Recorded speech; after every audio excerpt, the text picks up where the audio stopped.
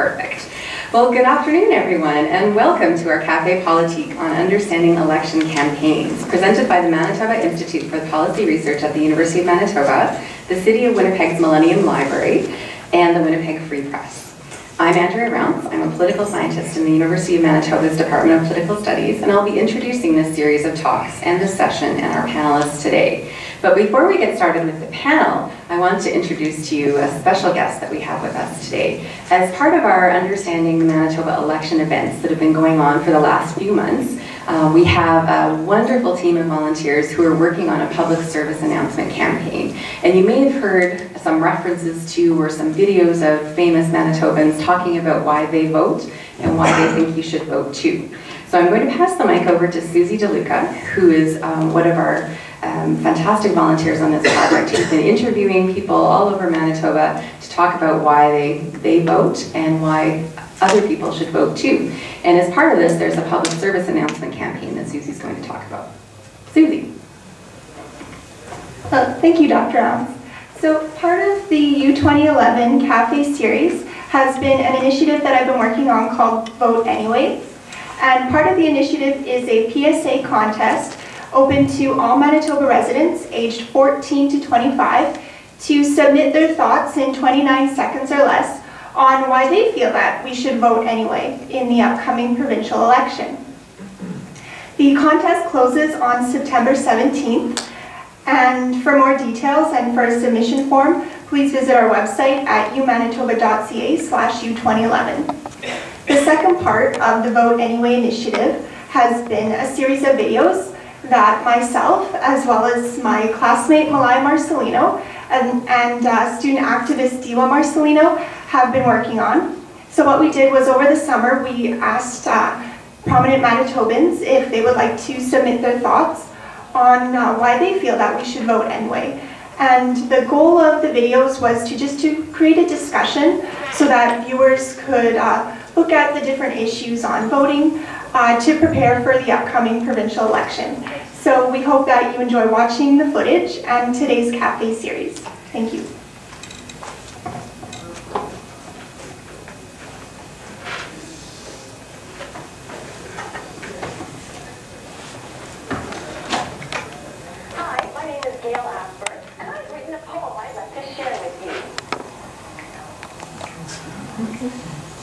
Hey, y'all, listen up to what I got to say. October 4th is coming, it's election day. Voting stations will be open, and in my heart I'm hoping that you'll get up off your butts and vote anyway. I hear students always chatter that their vote just doesn't matter, but if youth vote multiplies...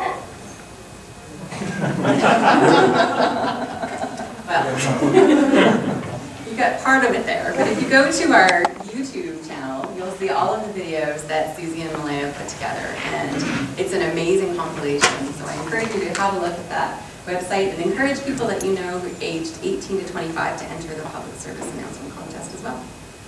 Thanks, Susie. Okay. Well, as you all know, we now officially have an election campaign underway. The build-up to the 2011 Manitoba election is an exciting time for those of us who study politics and elections. But not everyone, surprisingly, feels this way. Civic engagement has reached a post-war low in Manitoba, with just over half of eligible voters casting ballots in the provincial election in 2007.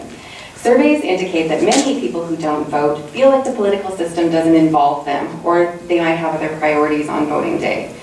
And approximately 6 in 10 of people who don't vote report that they don't have enough knowledge, they don't know enough to be able to cast a meaningful ballot.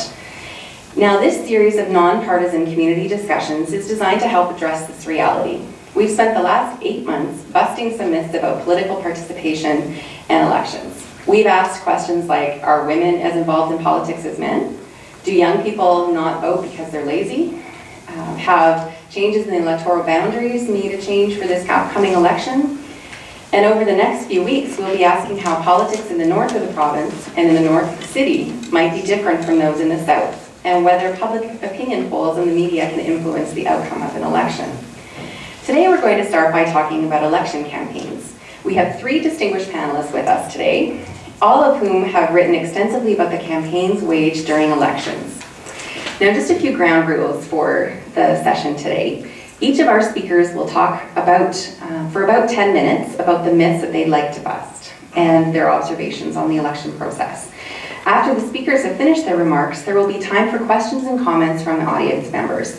And I'd like to remind everyone that these sessions are nonpartisan and that our speakers don't represent any political party. If you'd like more information about political parties and their platforms, links to some of that information is available on our website. Now, the speakers' remarks today will be recorded, and those recordings will be available on our website at umanitoba.ca/U2011.